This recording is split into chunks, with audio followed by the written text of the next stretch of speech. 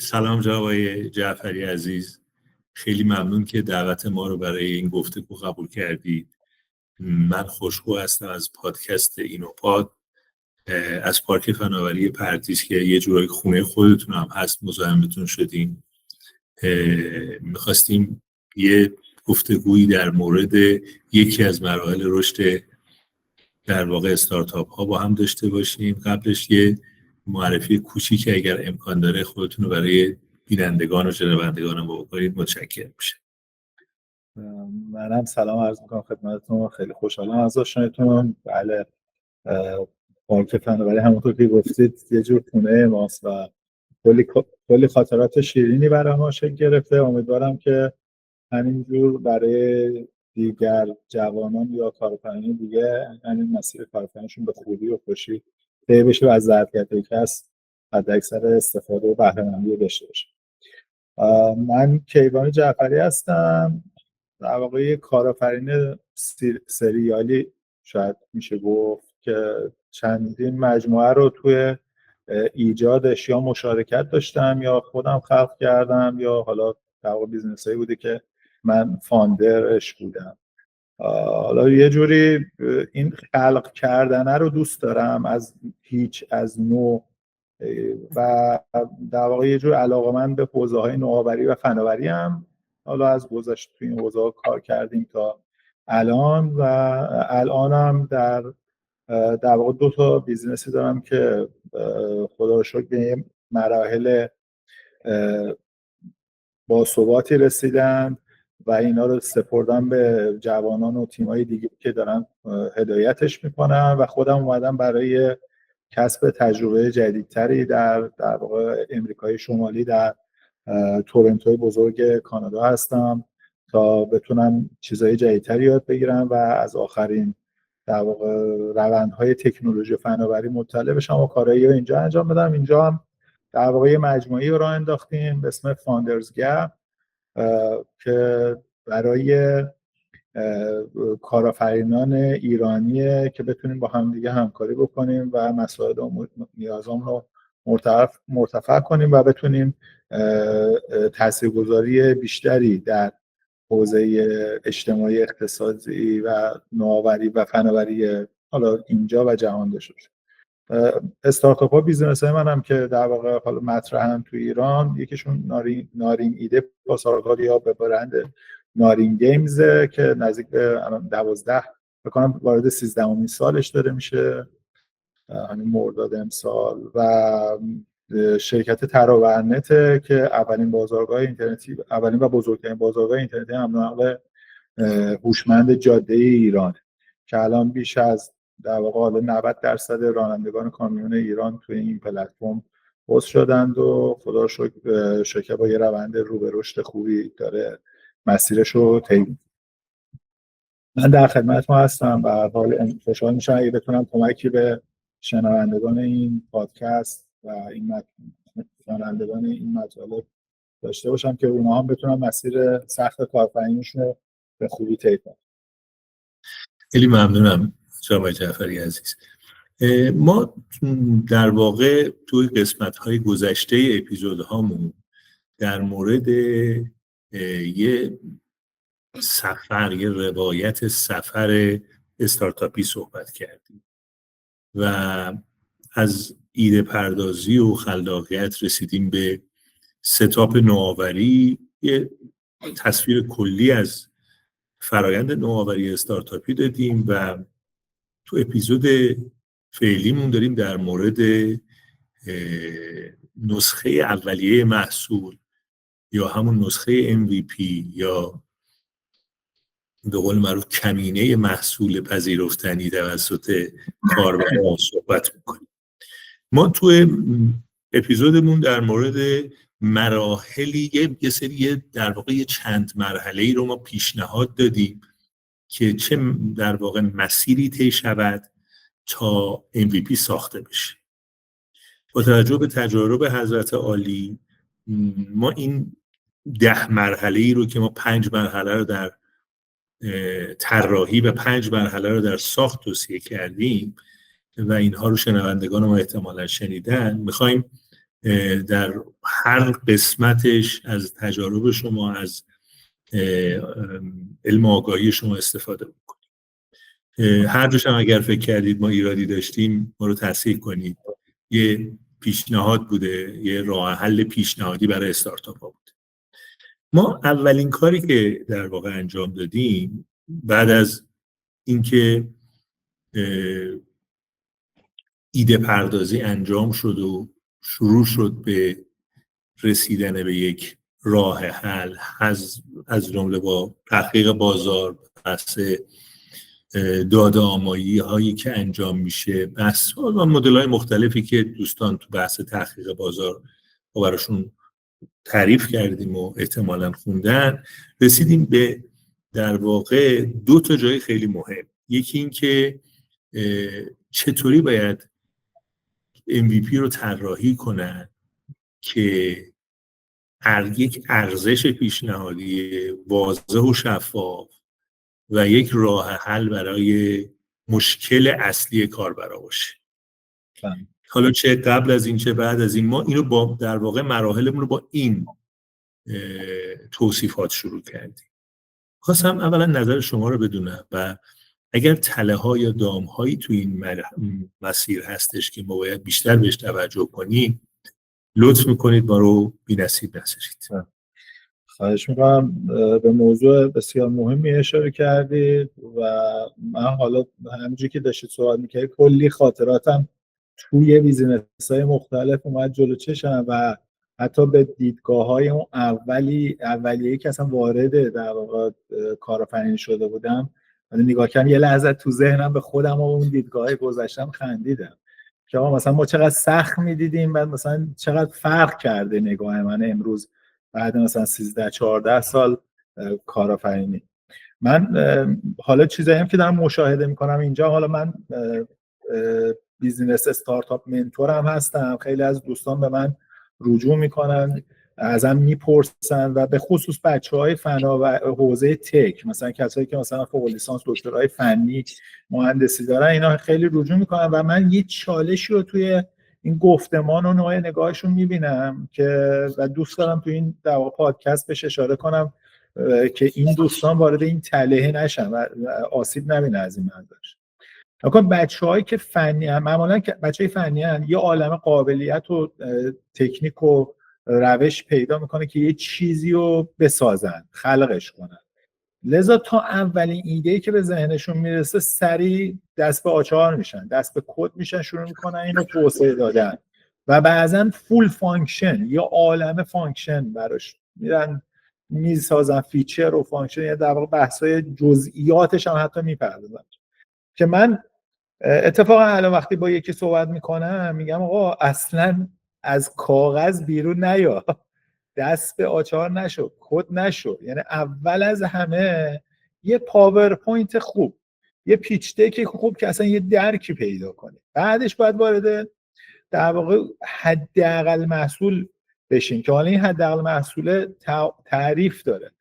میکنه توی استارتاپ، تو مفهوم استارتاپ مثلا ما یاد میگیریم که به جای اینکه بریم یه دونه پروژه عظیم و جثه‌ای طراحی بکنیم و 1 سال ساختش طول بکشه بعد وارد بازار بشیم و در نهایت حالا یا موفق بشیم یا شکست بخوریم، بریم و اگر شکست بخوریم که یه شکست بسیار سخت و گرونیه، این شکست رو مثلا بریم توی مثلا 1 ماه هر هفته یه شکست کوچیک بخوریم، یه بازخورد از بازار بگیریم و بازار به ما بگه این جای کارت اشتباهه، این جای کارت درسته، اونجا بفهمیم که آقا مسیر درسته چیه، محصول مورد نیاز بازار چیه، بعد موقع اصلاح کنیم. یعنی پس ضرورت دارد که ما محصول کوچیکی تعریف کنیم، محصولی که در وقتی می‌خوایم بریم تو بازار خیلی سریع بتونیم وارد بازارش بکنیم، ارزش کنیم، از بازار مردم مشتری‌ها بازخورد بگیریم. این خیلی مهمه و اکثرا این کارا رو نمی‌کنن.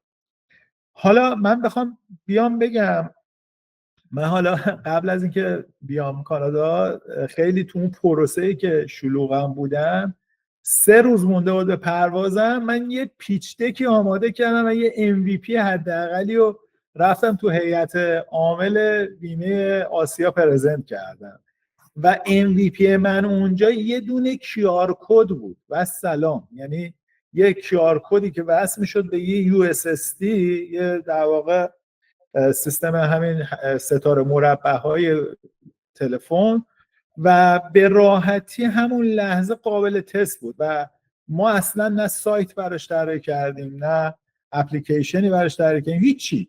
و همونجا تونستیم پروف کنیم که ایده مد نظر ما چیه و اتفاقا جذب شدن توی هیئت عامل بیمه و حس خوبی گرفتن از این ماجرا که آقا این خیلی ایزی تو یوزه، یعنی خیلی راحت کار میکنه. در اصلی که بک شاید یه عالمه کار دیتایی و یه سری چیزای دیگه انجام داریم میدیم، یه کارهای یه مقدار سطح بالاتر انجام، اما سمت کارا خیلی ساده، یعنی اصلا نرفتیم سمت و جذب کرد. یه دونه اینو میخواستم به عنوان کیس مثال بزنم که اصلا بعضی اوقات واقعا حتی بچه‌ای که تو آیتی هم فکر می‌کنن حتما باید یه سایت بیاد بالا، حتما یه اپلیکیشن باید. نه بابا، اصلا یه دونه QR کد، یه دونه چیز خیلی ساده که نشون بده این ایده مد نظر شما چیست، اصلا چه جوری کار میکنه، همینو بتونید انجام بدید، این میتونه در واقع تاثیرگذار باشه. دوباره توی حوزه گیمینگ خودمون بچه‌ها مثلا میرفتن، خب ما اونجا هم تو حوزه نشر هم تولید بازی موبایلی کار میکنیم. خب ما بارها تجربه کردیم، حالا تو اون قسمتی که نشه ما بعد میرفتیم تیم‌های بازیسازی خوب پیدا میکردیم، محصولات خوب پیدا میکردیم و محصولا رو میوردیم توی بازار منتشرش میکردیم که ببینیم آقا مثلا این محصول حالا جواب میده یا نه. بعد برای این پروسه بعد میرفتیم قرارداد می‌بستیم، نمیدونم کلی بحث میکردیم، مفاد قرارداد رو تنظیم میکردیم تا بیایم مثلا استیکه یا اون درگاه پرداخت اپ استور رو وصل کنیم که بریم حالا اپو بزنیم. بعد حالا اگر بازی خارجی بود بعد لوکالایزش هم میکردیم، کلی کار داشت. بازی داخلی هم بود که کلی حالا پروسه قراردادش و اینا بود، یعنی بازی ایرانی که ما مسئولیت نشرش رو داشتیم. خیلی این پروسه در واقع هم زمان بر، هم هزینه بر، هم ریسکی بود که تعهد میورد سمت اون. که من یه بار بهش گفتم آقا چرا فکر میکنی MVP یعنی این که مثلا ما باید همین کارا رو بکنیم؟ آقا ما اصلا میخوایم بفهمیم که آقا بازار دارن، آیا این محصول استقبالی ازش میشود یا نمیشود. گفتم آقا این محصول لزوما حتی اون بازیه نیست، حتی این گیمه نیست، اون آیکون این بازی است، عنوانشه، متنشه و اسکرین شاتاشه. یعنی اگر این آیکون، این عنوان، این متن و این اسکرین شات ها، اون تصاویری که از بازیه هست، اینها برای بازار جذاب باشد، احتمالاً این رو ما میتونیم بعداً هم بفروشیمش. خب نیازی نیست حتما اون محصوله رو بدیم بالا. لذا الان توی ایران ما اینا نداریم، اما توی اپ استورهای بین‌المللی اینجوریه که مثلا بتا ورژن مثلا یا در واقع میگه که آقا قرار این بیاد، مثلا همین اپلیکیشن هوش مصنوعی گراک آیه ایلان ماسک، این گفت قرار بیاد، اگر میخوای شما اولین تست کننده‌اش باشی بیا اینجا مثلا ثبت نام کن که ریلیز شد شما اولین نفر دریافتش کنیم. هیچی نبود، یه آیکون بود، یه تصویر. قرار ما این کاره رو بکنیم. توی بالاترین سطح جهانی دارن همین کارو میکنن اساسا. شما اصلا یا مثلا فرض کنید چند میلیون نفر گفتن آقا ما میخوایم، ما اینو اگر بزنید ما دوست داریم تجربهش کنیم، اینم یه تجربه که شاید دید بده. یه داستانم ما تو همین حوزه ترابرنتمون خیلی برای من جالب بود. ما خب خیلی بحث کرده بودیم با تیم مثلا فاندر اولی که مثلا چیکار کنیم، مسئله اولیه‌مون چیه، چجوریه. ما زمانی که در واقع حالا محصول آوردیم بالا، یه وبسایت آوردیم که 2 تا قسمت داشت، قسمت رجیستریشن یا ثبت نام رانندگان، یه قسمت ثبت نام صاحبان کالا بود و این مثلا برمیگرده سال 1395 نه 495 بود که ما همین آوردیم. آقا ما همین آوردیم بالا، شروع کردیم یه تبلیغات کوچیکی انجام دادن تا اینکه مثلا توی یه نمایشگاه شرکت کردیم، یه از تلویزیون اومدن با ما مصاحبه کردن، یه در واقع چیز برنامه تلویزیونی از ما پخش شد. یهو دیدیم کلی اومدن ثبت نام کردن و هنوز ما خیلی آماده ارائه سرویس نبودیم، فقط می‌خواستیم داشتیم تلاش میکردیم که آقا این کار رو بکنیم. فقط گفتم آقا ما یه همچین مفهومی داریم که میخوایم راننده فلان، یه در واقع امکانات یا فیچرهای پایه رو داشتیم که انقدر استقبال شده ازش و ما فهمیدیم که آقا واقعا یه نیازه و جامعه آتش داره و بازار آتش داره که این کار رو بکنه. که همین نکته رو وقتی من رفتم توی جلسه دمو دی برای ارائه به سرمایه گذاره و جذب سرمایه و من همین رو نشون دادم، گفتم نگاه کنید این الان رتبه الکسا ماست که سایت ما اینجوری داره با این شیت داره رشد میکنه، اینقدرم کاربر اومدن ثبت نام کردن. یعنی ما زمانی که برای سرمایه گذار ارائه کردیم یه تیم داشتیم، یه ایده اولیه داشتیم، یه تیم داشتیم، یه محصول اولیه داشتیم، یه تعدادی کاربر ثبت نام داشتیم، حتی تراکنش هم نداشتیم، یعنی چیزی نفروخته بودیم. و تو اون جلسه دمو دی ما سرمایه گذار رو قانع کردیم که آقا روی این ایده ما، روی این تیم ما، روی این محصول اولیه ما به ما اعتماد کنه و سرمایه گذاری کنه. و اون موقع نزدیک فکر کنم ما 1 میلیون 1.5 چقدر 1.5 میلیون دلار ما اون موقع مثلا تامین مالی کردیم روی همچین حالتی، یعنی یه MVP تو این استیت بودیم. و اونجا فهمیدیم بعد این پروسه طول کشید تا ما رسیدیم به یه محصول قابل اتکایی که در واقع بتونه همه کار رو درست انجام بده. خیلی سرمایه گذاری کردیم، خیلی وقت گذاشتیم، یعنی مدت ها بعدش محقق شد. لذا اگر مثلا ما می‌خواستیم تو این مسیرم ما 3 بار مجبور شدیم کلا مسیرمون رو عوض کنیم و کل کدهایی که نوشته بودیم، اون برنامه‌نویسی که کرده بودیم و کلا گذاشتیم کنار، از نو کد زدیم، 3 بار پیوت کردیم. و نشون میده اگر ما روز اول می‌خواستیم یه محصول خیلی خیلی خیلی بزرگ طراحی کنیم چه هزینه زیادی ما از دست دور ریخته بودیم واقعا، یعنی پولی بود که هدر داده بودیم. چون روز اول یه تصویر ذهنی برای ما شکل گرفت. وقتی رفتیم تو بازار بازخورد از مشتری‌ها گرفتیم و فهمیدیم که اونا چی میخوان، ما اصلا مسیرمون رو عوض کردیم و یه کارهای دیگه ای کردیم بعضا که اصلا با طرح و برنامه روز اول ما همخوانی نداشت، یه چیز دیگه فهمیدیم کنیم. لذا این خیلی خیلی مهمه. دوباره اینجا هم الان من دوستانی دارم، همین اخیراً یه دوستی داریم که خب تو شرکت‌های خیلی تراز اول جهانی داره کار کرده، مثلا نزدیک 30 سال اینجا هستش، تو شرکت اپل، شرکت‌های بزرگ مخابراتی، شرکت‌های بزرگ فناوری اینجا کار کرده و حالا یه استارتاپی تو حوزه هوش مصنوعی رو انداخته بودن و اتفاقا گپ و گفتی که ما داشتیم می‌زنیم با هم دیگه همین بود. میگفتش که مثلا ما یه محصول توست که خیلی محصولشون باحال بود، یعنی من کاملا تحت تاثیر قرار گرفتم که این محصول چقدر محصول باحالیه، اما میگه وقتی رفتیم تو بازار اون مشتریایی که ما فکر می‌کردیم که مثلا باید بخرن و براشون جذاب باشه مثلا خیلی جذبشون نکرد. اون کور بیزینسه، اون بیزینس اصلیه که مثلا طراحی کرده بودن و خیلی کارته که بزرگ و هیجان انگیز و حرفه‌ای بود.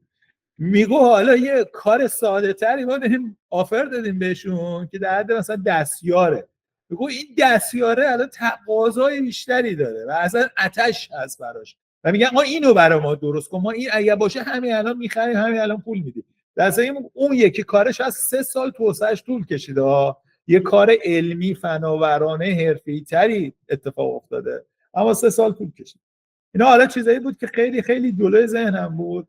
اما وقتی دوباره یه فلش بک میزنم میرم تو گذشته‌های دور، یادم میفته چه حماقتایی که ما نکردیم، چه مثلا هزینه‌ای که دور نرفتیم. الان یه کیسی اومد جلو چشم که سال 1393 یا 94 بود، ما فکر میکنم توسعهش دادیم.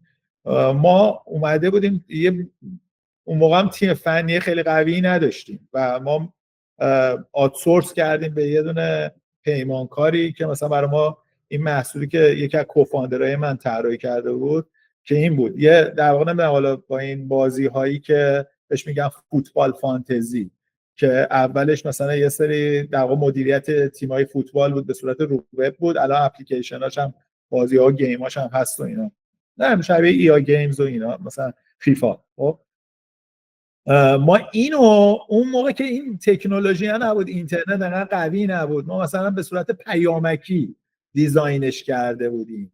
مثلا این دوست من کوفاندر من خیلی ذهن سه‌بعدی داشت خیلی تجسم قوی داشت و میتونست از لحاظ ذهنی همه اینا رو تجسم کنه که آقا SMS چی شکلی میشه این کارو کرد که خیلی کار سختی بود. یعنی این کاره مثلا به صورت وب یا اپلیکیشنی یا حالا که اون موقع نبود انقدر، اما خیلی ساده تر این تونسته بود انقدر ذهن قوی داشت تجسم بکنه اینو به صورت پیامکی و دیزاین کرده بود از لحاظ طراحی محصول.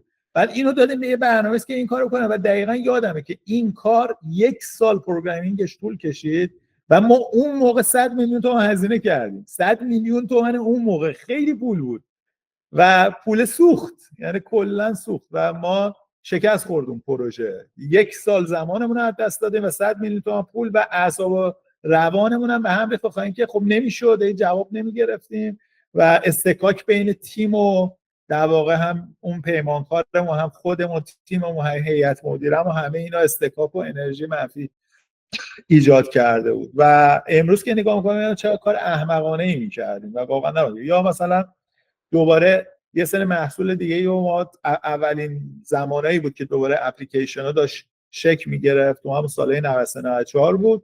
ما یه سری محصول دیزاین کردیم و موقع دوباره میگم تیم فنی خیلی قوی نداشتیم، اینو مجبور شدیم آوتسورس کنیم به یه تیم توسعه دهنده. بعد دوباره این کوفاندر من خیلی حساس بود روی رنگ و تم و ویراستاری و واو و ویلبور ماجرا، خیلی با وسواس بسیار زیاد همه اینا رو چیز می‌کرد. حالا من موقع مدیر این پروژه بودم و ناظر بر پیمانکارمون بودم.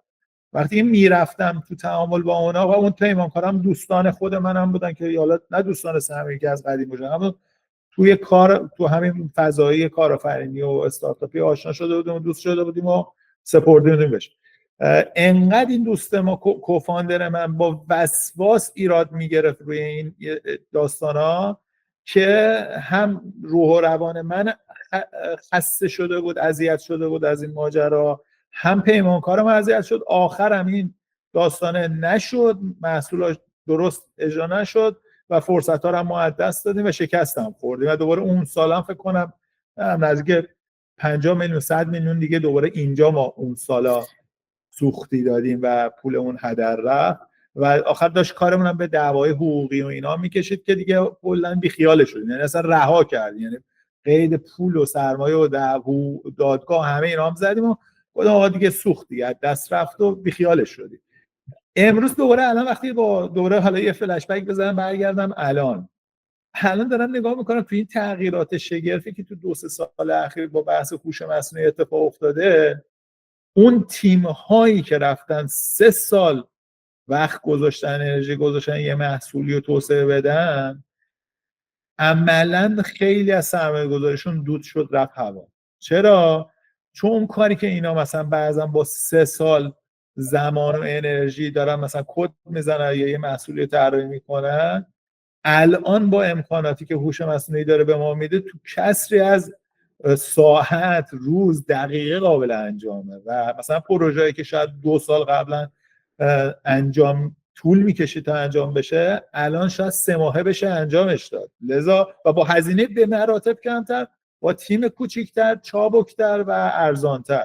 یعنی نگاه میکنیم عملا سرعت تغییرات تکنولوژی هم خودش یه مخاطریه، یه ریسک خیلی خیلی بزرگیه که اگر ما بریم درگیر یه توسعه محصول عجیب غریب و فضایی بخوایم که زمان بره و هزینه بره و تیم بزرگی بخواد، ما رو وارد ریسک‌های بسیار بسیار بزرگی میکنه که بسیار خطرناکه و عملا احتمال شکست تیم ما رو میبره.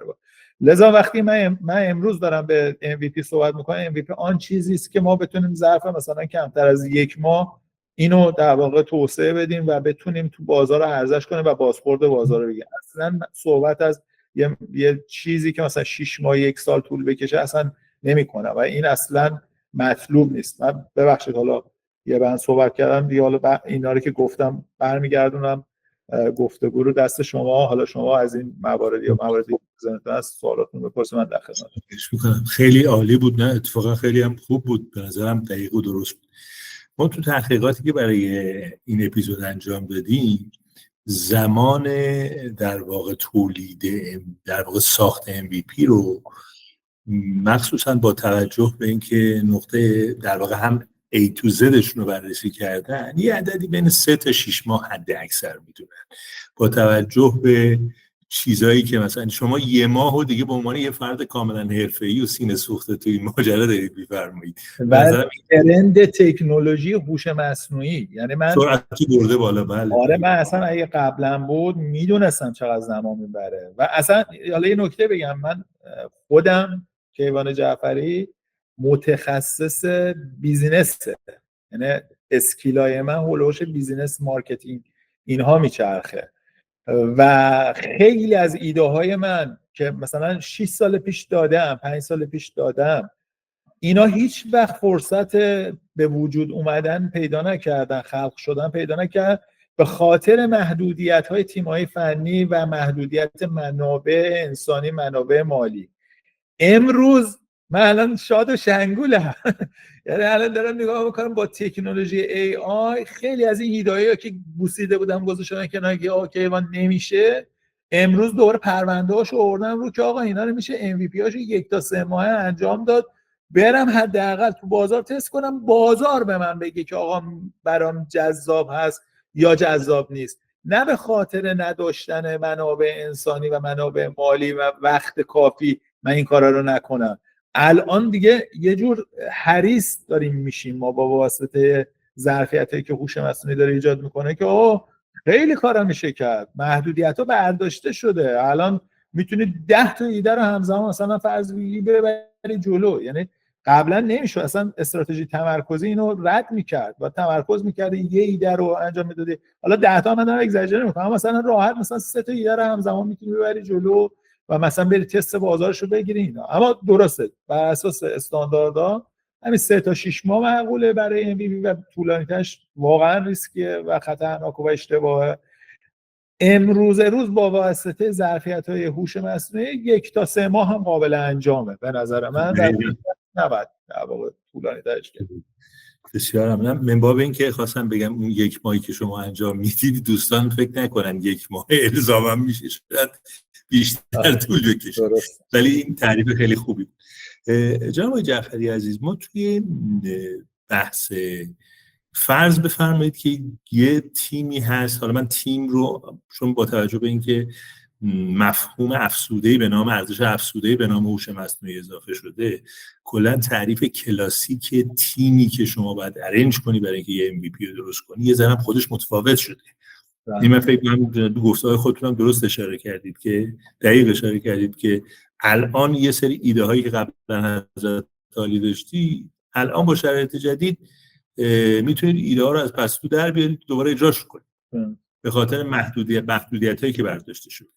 یه قسمتی از ماجرا، من در واقع صحبتم ناظر به 2 تا چیزه. یکی این که خود این ارنج کردن تیم برای ساخت حداقل محصول اولیه باید چه حداقل هایی رو داشته باشه، و نکته دومش اینه که اون هماهنگی بین اعضای اون تیم، حالا با توجه به محصول فرض کنید دیجیتالی که میخوان توسعه بدن، این هماهنگی برای چند تا چیز، یکی برای طراحی، یکی برای تعیین و تعریف KPI هایی که میخوان برای MVP شون تعریف کنن، ولو یه KPI، مثلا فرض کنید یک چیز فقط تعداد ثبت نام، به قول خودتون مثالایی که زدید اکثرش اینطوری بود. و از طرف دیگه یه خطری که معمولا وجود داره توی تیم ها وقتی دارن ارنج میکنن، بنیانگذارا در واقع میان نگاه میکنن که کوتاه مدت در همین بازه زمانی کوتاه ماجرا حل بشه، MVP به نقطه‌ای برسه. بعد در یه سری راه حل هایی که نیاز دارن در بلند مدت داشته باشن تا مقیاس پذیری اتفاق بیفته، توسعه راحت تر اتفاق بیفته. یعنی درسته که 80-90% شکسته، ولی خود 10% اگه بردن بعد اون محصولشون، نگاه اولیه‌شون این برنامه بلند مدت رو نبینه. اینم یه در واقع من 3 تا سوال توی یه سوال پرسیدم تو آقای جعفری. من این 3 تا مورد که در واقع به نوعی توی ارنج تیم، توی بحث برنامه‌ریزی بلند مدت و کوتاه مدته و اون تعریف KPI ها رو، اگر حالا من اینا رو با هم چون ممزوج با هم می‌دیدم خدمتتون توی سوال پرسیدم، اگه تجربه توی این حوزه داشتید من خیلی خوشحال میشم که برای من و شنونده هامون بگید، بیننده هامون بگید، ممنونتون میشه. نکنه من حالا بخوام خدمتتون عرض کنم در ارتباط با تیم خیلی خیلی موضوع بسیار بسیار حائز اهمیت و مهمیه تیم.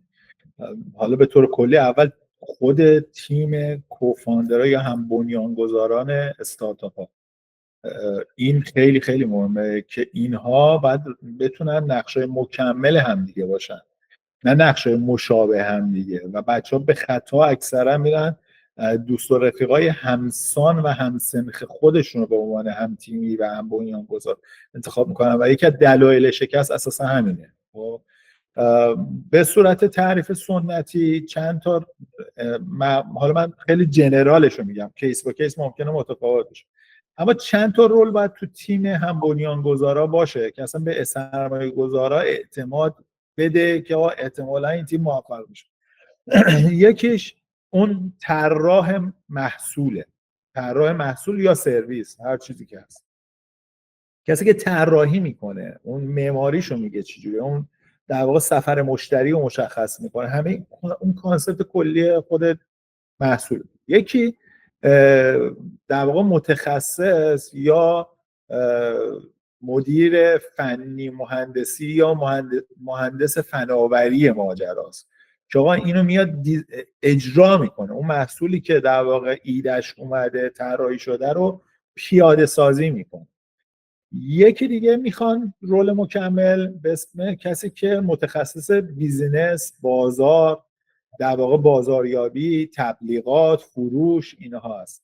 یه متخصص دیگه میخوان معمولاً به عنوان متخصص مالی و تامین مالی و پول و حسابداری و اینا. یه متخصص دیگه میخوان در واقع معمار فرهنگ سازمانی و سرمایه انسانی. خب اینها رولای کلیدیه. حالا بعضا میتونن ما تیمای با همایونگذارا باید بین 3 نهایتا تا 5 نفر باشه. خب کمترش خیلی کار سخت میکنه، بیشترش هم کار دوباره سخت و پیچیده میکنه. 3 تا 5 نفر معمولا چیز بهینه‌ایه. حالا اگر اینا آدما مولتی اسکیلن، اسکیل‌های متعدد رو دارن، میتونن نقش‌های مختلف و مسئولیت‌های مختلف رو بردارن. اگر ندارن باید برن تامینش کنن. حالا بسته به پیچیدگی اون محصول و سرویسی که طراحی میکنن و فناوری که دارن دنبال میکنن، شاید بعضی‌ها رو بتونن خودشون هندل کنن، بعضی‌ها رو با مشاور هندل کنن، بعضی‌ها نه حتما یه دونه عضو هم بنیانگذار مقیم که 6 تنگ حواسش رو موضوعه میخوان. اینا بسته به کیساش فرق می‌کنه. من چیزی که مشاهده میکنم متاسفانه مثلا بچه‌ها هم دانشکده‌ان توی مثلا رشته برنامه‌نویسی کامپیوتر یا نرم افزار، کامپیوتر یا رشته نرم افزار، بعد میگن چقدر ما باحالیم، بعد 3 تاشون با هم دیگه میرن مثلا یه دونه بیزینس را میندازن، بعد هیچی از بیزینس نمیفهم، هیچی از تامین مالی نمیفهم. اینا احتمال خیلی زیاد شکست میکنن. یا مثلا 3 تا آدم مثلا دارن دانشگاه ام بی ای میخونن، هر 3 تاشون متخصص بیزینس ان، بعد میگن ما چقدر باحالیم، ما چقدر خوبیم و میریم میتره کنیم دیگه، بعد میان بعد مثلا تو فنی و فناوریش میلنگن. لذا باید برن نقش مکمل رو پیدا کنن، نه نقش مشابه. اتفاقا اصلا جوین شدن نقش مشابه کمی این، چون دو پادشاه در یه اقلیم نگنجن. 2 تا بیزینسمن که نمیخواد یه بیزینس، که 2 تا مدیر فنی که نمیخواد، یه دونه میخواد، یه آدم حرفه‌ای میخواد. لذا این خودش یه نکته. حالا این کل تیم وقتی میایم تو خود MVP، تو MVP تو رولی که خیلی خیلی خیلی مهمه، خود طراحی محصول و چیزه، خود مهندس فناوریه. این 2 تا رول خیلی کلیدیه. اما اگر به بیزینس نگاه نکنن، اگر به نیاز بازار نگاه نکنن، اینا میرن یه آپولو دوباره میسازن، یه چیز خیلی خفن با فول فانکشن میسازن، بعد میبینی بازار یه دونه تاب معمولی کارش رو راه میندازه، اصلا یه چیز معمولی تری میخواد و مثلا انقدر پیچیدگی هم نخواد. لذا بعد دوباره همون رول بیزینسی تو ساخت محصول اولیه این نظر بده. و بعضن بیزینسمن‌ها خیلی دیده بهتری دارن، میدونن بازار چی رو میپسنده و با چی کار را میفته دیگه. این بچهای فنی فناوری بیان با اون چیزی که نیاز بازار و بیزینسمن داره میگه برن پیادهش کنن و بعضا کار کمتری انجام میدن. یعنی اگر بیزینسمن رو کنارشون داشته باشن با فعالیت کمتر، وقت و انرژی کمتری، یه MVP میاد بیرون. اما اگر نباشه اون بیزینسمن کنارشون، میرن یه پروژه مثلا 6 ماه 1 سال طراحی میکنن، بعد آخرام دعواشون میشه و اختلاف میشه و حوصله‌شون سر تیم متلاشی میشه. این بخوایم این رولا اینجا جواب سوالو دادم به نظرتون؟ بله بله بله. عملا اون KPI هم در واقع با همین وجود بیزنسمن عوض میشه دیگه. آره احسن. حالا میریم سراغ چیز. اول من افقو بگم. مثلا روز اولی که مثلا، حالا ببخشید من میرم دوباره مثال میزنم که بفهمیم دید واقعی پیدا کنیم.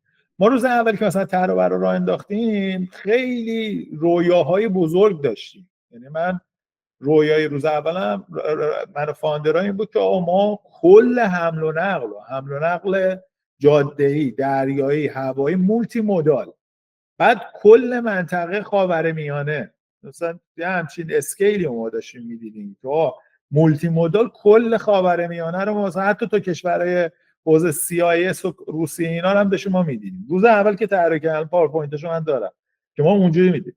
بعد رفتیم پیش معاون وزیر بازرگانی سابق، بعد اونجا که نشستیم گفتم پرزنت کردیم، پیچ کردیم، تو که خودت سهل، بعد پسر و بچه‌هات هم سهل، نوع نتیجه شاید هنر بکنید فقط حمل و نقل جاده‌ای رو هندل کنید، فقط اونم داخل ایران. یعنی تو به عمر تو قد نمیده، یعنی میگه به عمر تو قد نمیده این چیزی که داری میگی.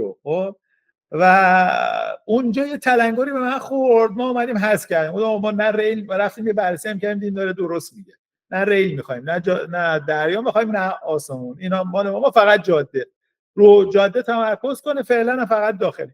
این جاده فقط داخلی 9 سال طول کشیده، 9 سال طول کشید تا ما رسیدیم به 90% مارکت. خب الان تازه میتونیم وارد ترانزیت بشیم، یعنی امسال و سالهای بعد، امسال هم فکر نکنم، یعنی 10 سال ما قطعا ترانزیت هم بعید میدونم تیم بتونه وقت کنه بره روش کار کنه. مثلا از سال 11 بعد خرد میتونیم رو ترانزیت و منطقه و اینا هم مثلا فکر کنم تک جاده ای باز، یعنی ریل و راهن و چیزای اینا نه. لذا پس یه افق اونجا این باعث میشه که آدمو به مخاطره بنده و دیزاین. و مثلا اون روزی که ما دوباره اول چیز کردیم فکر می‌کردم همه حمل و نقل، بعد ما وارد بازار حمل و نقل شدیم، بعد من دیدم آقا ما تن به آب زدی، بعد داریم غرق میشیم. داستان از این قراره که یه اقیانوس بی‌نهایت، ما فکر می‌کردیم همین یه ذره آبی که دور و بر خودمون داره می‌بینیم، یه اقیانوس خیلی بزرگیه. و اومدیم 4 سال پیش تو هیئت مدیره تصمیم سخت گرفتیم، گفتم آقا یه بار تا لب مثلا ورشکستگی هم رفتیم، تا مثلا تعلیق شرکت و اینا رو رفتیم، بعد گفتیم آقا اینجوری نمیشه، ما نمیتونیم همه چی رو با هم انجام بدیم. و اومدیم گفتیم که آقا ما میخوایم در نهایت توی افق 3 ساله 5% حمل بازار حمل و نقل ایران برسیم. تارگت کردیم 5%. گفتیم این یعنی چی؟ یعنی ما 95% بازار رو نمیخوایم. به 95% بازار باید بگیم نه، ما مثلا میان سراغمون که آقا برای ما حمل انجام میدیم، میگیم نه متاسفانه ما برای شما حمل انجام نمیدیم. بعد بدونیم به کیا نبگیم، و اون نگفتنه مهمتر از آره گفتن. آره گفتنه مثلا 5% باید آره بگید. 100 نفر آدم میان، بعد اون 95 تا رو راحت‌تر بعد سریع‌تر بگی نه نه نه نه نه نه نه نه، بعد سریع بتونی اینا رو نبگی که متمرکز شی رو اون 5%. و زمانی که این کار رو کردیم موفق شدیم. یعنی وقتی به 95% بازار نگفتین و تمرکز کردیم اون 5% که در توانمون بود و اینا، لذا بخش از ماجرا دوباره تو کار در میاد. اون روز اول معمولا کسایی که شخصیت کارآفرینی و ایده پرداز دارن خیلی رویایی فکر میکنن، ناخودآگاه ذهن پرواز کننده ای دارن و خیلی دور میرن. لذا باید بیاین پامون رو زمین، یه مقدار افق معقول‌تری، بعدش هم تاش اون چیزی که روز اول معمولا دیزاین میشه، چون هنوز بازخورد بازار رو نگرفته، لزوما واقع بینانه و واقع گرایانه نیست و این باید از بازار در بیاد. البته که الان که من خدمتتون هستم یه زاویه دیدی دارم که فرق کرده با زاویه دید اقتصاد کلان و اقتصاد بین‌الملل به بیزنس ها ورود میکنم. در واقع یه جوری سکتورهای اساسی اقتصادی رو رصد میکنم تو هر منطقه جغرافیایی که هستم، حالا چه ایران بودم چه الان که مثلا نورس امریکا، یا سکتورهای اصلی اقتصاد اینا هستن. حالا تو این سکتورها اندازه بازار چقدره، ما کجا میتونیم پوزیشن کنیم، چه مارکتی رو میتونیم بگیریم، یه مقدار تارگت ها رو واقع بینانه تر میاد. اما باز همه اینا تا زمانی که نری تو بازار و از بازار بازخورد نگیری خیلی دقیق نیست. حالا لذا اهمیت بازخورد بازار مهم میشه دیگه. پس مهم میشه که ما فست تو مارکت باشیم. حالا من این تیکر یه جمله بگم از یه نفره. ما یه دوست و شریک در واقع چینی داشتیم. اینها یکی از اپستورهای بزرگ چین بودن، مثل کافه بازار مارکت ما. یه برنامه سفر داشتن امارات. این دوست ما گفتش که اینا الان دبی هن، من بیارمشون ایران باشون نشست بذاریم. گفتم آره اگه میتونیم. یه روز یا 2 روز به خاطر ملاقات با من و دیدن بازار اومدن تهران و برگشتن. ما داشتیم، بعد به من گفتش که بازار موبایل ایران رو به من ببر نشون بده. من برش داشتم پیاده بردمش اون محدوده حافظ و ولیعصر رو اینا رو نشونش دادم. الان بازار موبایل ایران ایناست، این علایالدین، این بازار ایرانه. همینجوری که داشتیم قدم میزدیم گفتش که کیوان ما چینی‌ها یه استراتژی داریم برای ورود به بازار. بس من بهش گفتم چرا نمیای تو بازار ایران بیاید فعالیت کنید، مثلا میشه خیلی کارایی کردن. و ما نگاهمون برای ورود به بازار فست انتر و فست اگزیته. یعنی شرایط رو سریع ارزیابی میکنیم، ورود سریع، و دوباره یه KPI هایی داریم برای خروج سریع. یعنی نه تنها ورود سریع، خروج سریع. و اینا هم KPI داره، یعنی شاخص داره که اگر این شاخص ها پاس شد ما ورود سریع میکنیم، اگر این شاخص ها مثلا پاس نشد خروج سریع میکنیم. این ورود و خروج سریع خیلی مهمه و این تفکر استارتاپی درست همینه. چون اگر نمونیم درگیر باطلاق هزینه ها میشیم و این هزینه ها میزنه ما رو زمین و ورشکستمون میکنه. خیلی مهم میشه. اینم در واقع حالا چیز روی KPI هم در واقع این افق لذا وقتی این میشه پس MVP سریع مهم میشه. و دوباره تو قسمت قبلی صحبتام چی گفتم ما 3 بار مجبور شدیم پروژه هایی که 2 سال طول کشیده بود کد زدنش، کل کدامونو که با یه تیم مثلا هر کدومش 7-8 نفر آدم کد زده بودیم و بذاریم کنار. یعنی انگار تمامش ضایع شد، از دست رفت و از نو کد بزنیم. و این وقتی این اتفاق محتمل میفته پس خیلی نمیشه یه چیزای خیلی خیلی بزرگ دور زد، به خصوص تو مرحله MVP. یعنی بعدن که در واقع بیزنس و بازار رو درکی پیدا کردیم میشه یه مقدار افق بلندتری رو دید، اما تو مرحله MVP نمیشه این کار رو کرد. یعنی باید افقا کوتاه باشه. یعنی یه ویژن بزرگ از بیزنس میدونیم چیه ها، یعنی مارکت کپ و اندازه بازار و اینا رو تارگت هدف، یعنی میبینیم، حس داریم، اینا میشن مسیرنمای ما. اما اینکه امروز MVP مون چجوری باشه بعد خیلی تارگت کوتاه مدت مثلا زیر 1 سال رو دیزاین کنیم. و KPI هم داستان چیه؟ به نظر من برای MVP مهمترین KPI اولش یوزر اکوزیشنه. یعنی بتونن در واقع یوزر بیاد اینتراکت کنه، یعنی ثبت نام کنه. یعنی در واقع حالا یه فانلی داریم که حالا ما تو دنیای آیتی اینجوری میگیم، اول تبلیغات ما رو ببینن، بعد رو تبلیغات ما کلیک کنن، بعد تبلیغات ما رو بعد مثلا اگه اپلیکیشنه اینو دانلود کنه، بعد اینکه دانلود کرد بتونه نصب کنه، بعد اینکه نصب کرد بیاد اکانت بسازه، رجیستر کنه، ثبت نام کنه، بعد که ثبت نام کرد بیاد در واقع اینتراکشن انجام بده و تعامل داشته باشه، انگیج کنه و بعدش ریتنشن داشته باشه، یعنی یه بار نیاد، بیاد برگرده، دوباره برگرده. یعنی مرحله به مرحله ایناست تو دنیای آیتی. حالا تو دنیای سخت افزار نه یه مقدار داستانش فرق میکنه، اما ما همیشه این فانله رو نگاه میکنیم، این قیفه رو نگاه میکنیم که کجاشیم با یه نرخ معقولی باید این استفاده طی بشه تا برسیم به اون عددی که میخوایم و معقوله برامون. بسیار هم عالی، ممنونم، بسیار لطف کردید.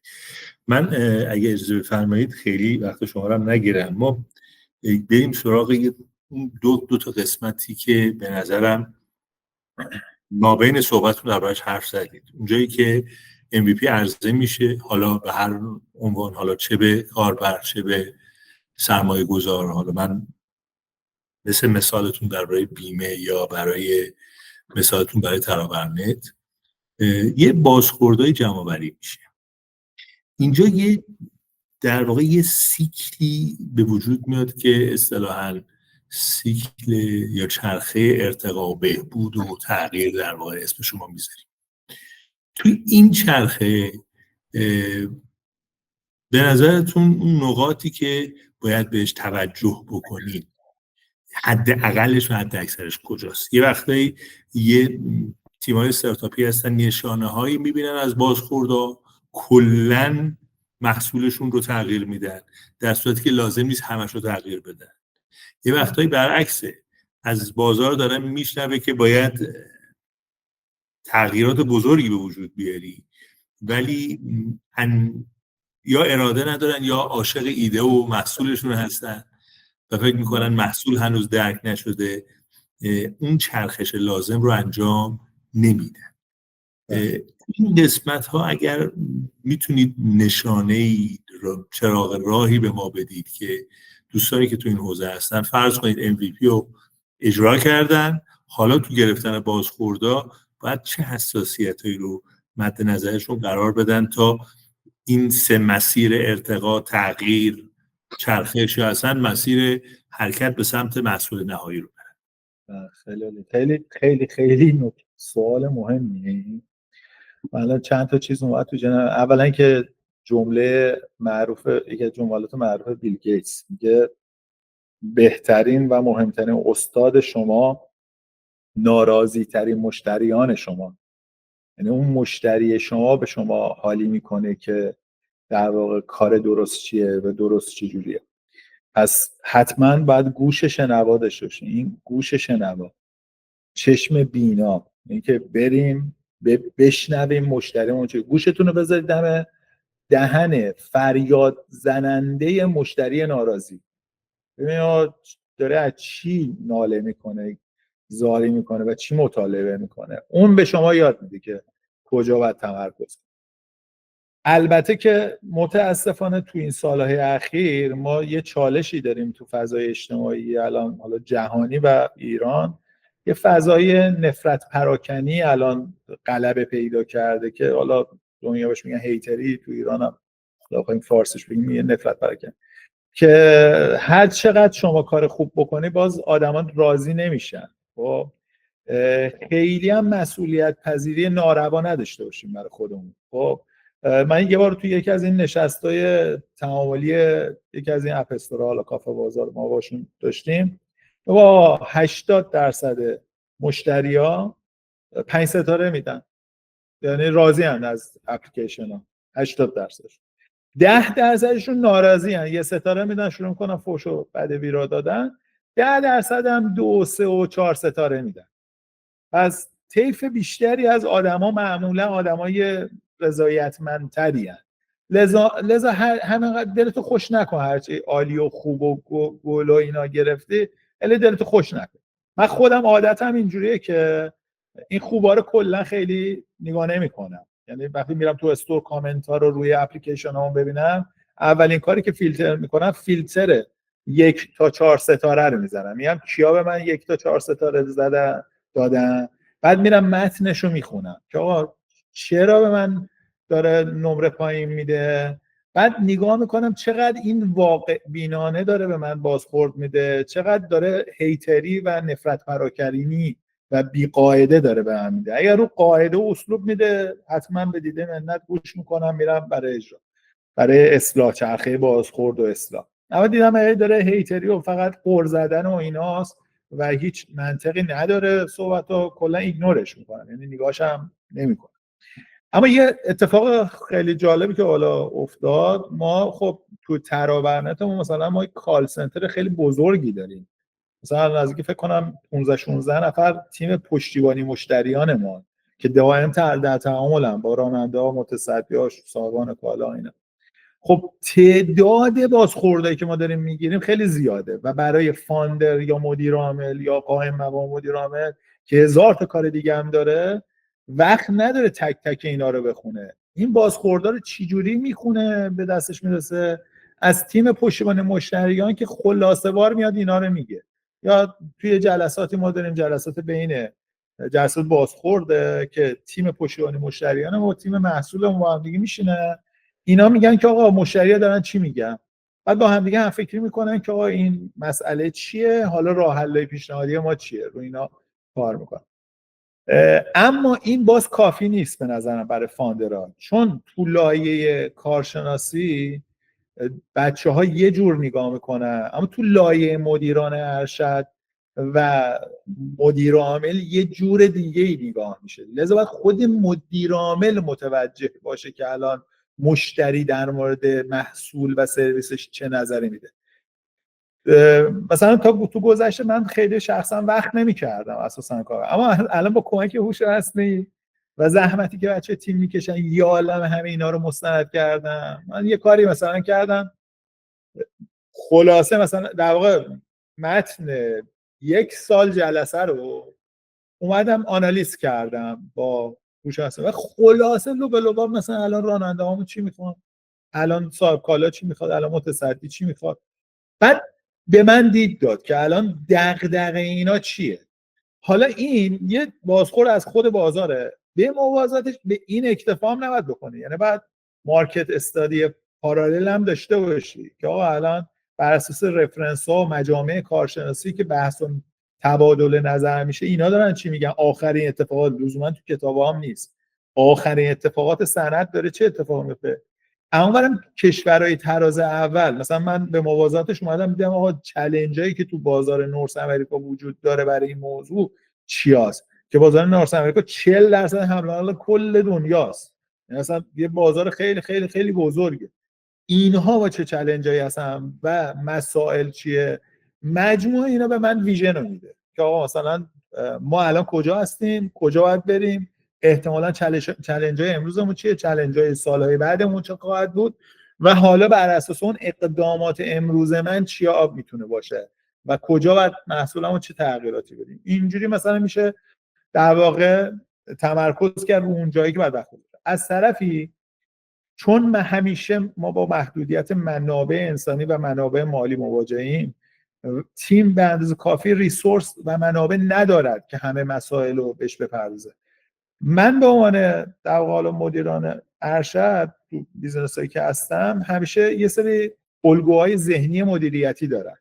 یکیش قاعده پارتوه که چی میگم 80% انرژیمو روی 20% مسائلی که حائز اهمیت بالاتری هستن و ایمپکت بالاتری دارن رو اونا بذار و اول اونا رو حل کن و معمولا اینا سخت‌تره و آدما معمولا ازش فرار میکنن چون سخت‌تر، تلاش بیشتر و مضاعفتری میبره.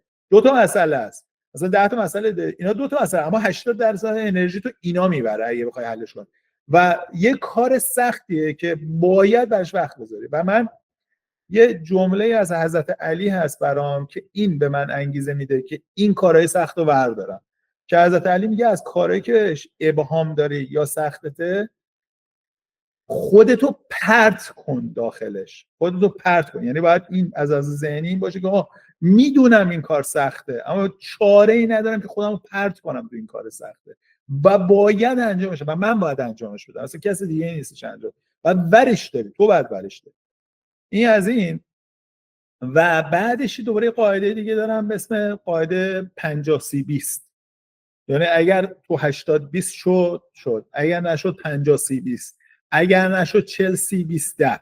یعنی دوباره معمولا اون 10-20% آخر رو معمولا انجامش نمیدم چون نمیرسیم، یعنی منابعشو نداره، اما اونایی که کلیدیه رو حتما انجامش میدم و حتما براش وقت میذارم. این هم در واقع تکنیکاییه که به آدم کمک میکنه که تمرکز رو کجا بذاره و کجا وقت بذاره تا بتونه یه مسئله اساسی حل بکنه، یه بازخورد اساسی رو پیاده کنه و اینا نباید سلیقه‌ای باشه. یعنی بر اساس فراوانیه، یعنی ما باید فراوانی بازخوردها رو بشمریم که ببینیم آقا الان چالنجی که مشتری دارن، اونی که یه بار چالش شده که خیلی مهم نیست، اونی که مثلا 10 بار داره چالش میشه مسئله اساسی. و البته دوباره ما یه سری متد داریم، مثلا یه متد آیسه که میگه آقا کدومش هستش که آقا این ایمپکت داره، واقعا تاثیر، اگه ما حلش بکنیم تاثیر میذاره. دوم اینکه آقا این سیمپله، ساده، قابل حله، یا مثلا ایزی، بچه‌هامون سریع میتونن اینو حلش کنن. مثلا دوباره وقتی محدودیت منابع داری بعد اولویت بندی کنی که کدومو انجام میدی. با این دوباره ما یه رتبه بندی میکنیم، اولویت گذاری میکنیم که کدوما رو اول حلش کنیم، چون مثلا هر کدومشو بزنیم یه اسپرینت 2 هفته‌ای بچه‌ها ما باید حداقل برن روش کار بکنن تا این اصلاح بشه، یا 2 هفته یا 4 هفته یا 6 هفته بعد روش کار بکن تا اصلاح بشه. یه روش، یه چیزای دیگه هم دارم، مثل داستان این که آقا کدوم یکی از اینا رو درآمدزایی ما تاثیر داره، کدوم اینا رو سودآوری ما تاثیر داره، کدوم اینا اسکیل پذیره، در نهایت به اسکیل پذیری بیزینس ما کمک میکنه. مجموع اینها رو ما در نظر قرار میدیم تا انتخاب بکنیم که کدوم یک از این بازخورده ارزش بالاتری برای پرداختن بهشون و انجام دادنشون دارد. ببخشید حالا نه بسیار هم نه اختیار دارید، بسیار بسیار عالی بود. من البته از شما اجازه میگیرم اون مسیری که خودتون از تجارب استارتاپی در واقع این تأسیس و تأسیس بیزنس های مختلفی که داشتید، ما ازتون اجازه میگیریم اون مسیر رو با لینک خودتون توی وبسایتمون قرار میدیم که روایت حضرت علی هم از این مسیری که استارتاپ ها باید برن با نگاهی که حضرت علی داشت انطباق بدن، یه ذره بیشتر استفاده کنن. عزیزی محبت میکنید. نکته دیگه هم اینه که ما یه دور مرور کردیم با هم نقاط اصلی و چالش برانگیز MVP ها رو. من قرار نبوده اینقدر وقت شما رو بگیرم و مزاحمتون بشم. اگر چیزی به ذهنتون میرسه برای بحث آخر بفرمایید که بیشتر استفاده بکنیم و از حضورتون ما مرخص بشیم. خواهش می‌کنم، محبت دارید. من فقط بخواد به عنوان نقطه آخر این بخش و این موضوع بعد توجه هم مقام بچهای در واقع بنیانگذار و استارتاپی رو پروداکت مارکت فیت باشه. یعنی ما تمام تلاشمون رو میکنیم که این پروداکت ما، این محصول ما متناسب بازار باشه و با پذیرش بازار پیدا بکنه و این ستاره قطبیه و اگر نرسیم به اون نقطه در واقع ممکنه هر لحظه شکست بخوریم. که اولین مرحلهش جذب کاربر و مشتری که ولو رایگان استفاده میکنه. مرحله بعدی این که همین آدمایی که جذب کردیم، مشتری کاربری که جذب کردیم حاضر باشن یه پول خردی به ما بدن ولو با ضرر، یعنی ما ضرر هم میکنیم، یعنی ممکنه اصلا سود هم نکنیم. ما تا مدت ها در واقع رو بعضی از بیزنس هامون با زیان انجام میدادیم که بعضا آدما ما رو نگاه میکنن گفتن این احمقه، این مثلا داره در واقع زیان میکنه. اصلا تعجب میکردن که ما تو چجوری بیزنس هایی تو که پروفیتی نداری، سودی نداری و چجوری. اما اینا آگاهانه بود برای اینکه ما برسیم در نهایت به پروداکت مارکت فیت و در نهایت بتونیم پس کنیم. و مرحله بعدی مانیتایزیشن معقوله، یعنی که ما نه تنها پول میسازیم، پولی که داریم میگه از مشاور هزینه های ما رو جبران میکنه و بعد مرحله بعدیش اسکیل اپه. یعنی دیگه ما پروداکت مارکت فیت اون نقطه‌ای که ما این مراحل رو طی کردیم، از لحاظ هزینه درآمدی که داریم انجام میدیم، مثلا هزینه توسعه محصول، نیروها فلان، هزینه تبلیغات، این محصول به نقطه‌ای رسیده که اگر دیگه پول بریزیم این دیگه میتونه بره بازار رو بگیره و سهم بازار بگیره و مشتری بگیره. ما باید تمام تلاشمون بکنیم این نقطه رو رد کنیم. اگر تا تونستیم رد بکنیم که پس رستگار شدیم، مسیر رو اینجا. اگر نتونستیم رد کنیم، تصمیم سخت اونجاست که باید نهنگ سفید تو خلاص شی از دستش، یا باید واگذارش کنی بفروشیش یا باید بکشیش، یعنی اصلا چاره‌ای نداری، یا باید ذبحش کنی. و بعضا من تو این مدت اصلا اتفاقا دارم نگاه میکنم چند تا تصمیم سخت اینجوری تو همین اکوسیستم خود ما گرفته شد. یکیش گروه اسنپ، اینها بیزینس با میلوشونو که دومین بیزینس خرده فروشی آنلاین بود و در رقابت با دیجیکالا بود و داشت پایاپای داشت دیگه رقابت میکرد، در یک نقطه‌ای به دلایل استراتژیک این بیزینس رو در واقع تعطیل کردن و تمام انرژیشون رو بردن روی مجموعه اسنپ، خود اسنپ و سوپر اپشون. و یه تصمیم استراتژیک بود و امروز که الان نگاه، اون موقع شاید خیلی‌ها میگفتن چقدر دیوانه باره این تصمیم، اما امروز نگاه چقدر تصمیم آگاهانه و عاقلانه بود و موفقیتی بیشتر شد. یه تصمیم دیگه هم که اخیراً گرفته شد، یه بیزینس بسیار پولساز و سودآور اپ استور کافه بازار، هلدینگ هزار دستان، این در واقع بیزینسشون رو واگذار کردن و فروختن و منابع مالیشون جذب کردن، رو بیزینس دیوارشون تمرکز کردن. لذا نه تنها رو بیزینسایی که سودآور نیست یا درآمدزا نیست یا سودآور نیست، بعد این تصمیم رو گرفت. بعضی ها رو بیزینس‌های درآمدزا و سودآور هم حتی نیاز هست که این تصمیم سخت رو بگیرن و واقعا تصمیم سختیه و چاره ای نیست که بعضی وقت این در واقع بنیانگذارا و کارآفرینان این تصمیمات سخت رو بگیرن و نترسن و همیشه به در واقع آینده بهتری ایمان داشته باشن و گیر نکنن تو تعلق خاطر متعصبانه روی اون ایده، مثل بچهشون باش برخورد نکنن. واقعا این بیزینسه، اگر بیزینس منطق تجاری داشته باشد باید ادامه پیدا کنه، این ندارد باید تعطیل شه. هر چه سریعتر تعطیل بشه زیان کمتریه، ضرر کمتری. اگر در واقع شاخصهای مثبت رو دریافت کردید پرقدرت ادامه بدید، اگه نگردید دیگه این تصمیم سخت رو بگیرید و بذارید کنار، یه ایده دیگه رو شروع کنید، یه کار دیگه شروع کنید و این قطعا مسیر رستگاری از همین. موفق باشید. خیلی ممنون از وقتتون. ممنونم، لطف کردید وقتتون رو گذاشتید، دعوت کردید به این برنامه خوبتون. ان شاءالله که بتونه این چراغ راهی باشه برای فعالان حوزه نوآوری و فناوری و بتونیم ما شاهد یه عالمه نوآوری و فناوری جدید باشیم که زندگی مردممون و هم مردم کشور عزیزمون ایران و هم مردم جهان رو لذت بخشتر، ساده‌تر و روون‌تر بکنه. ان شاءالله. بسیار ممنونم از وقتی که گذاشتید. خواهش می‌کنم. موفق باشید. خدا حافظ.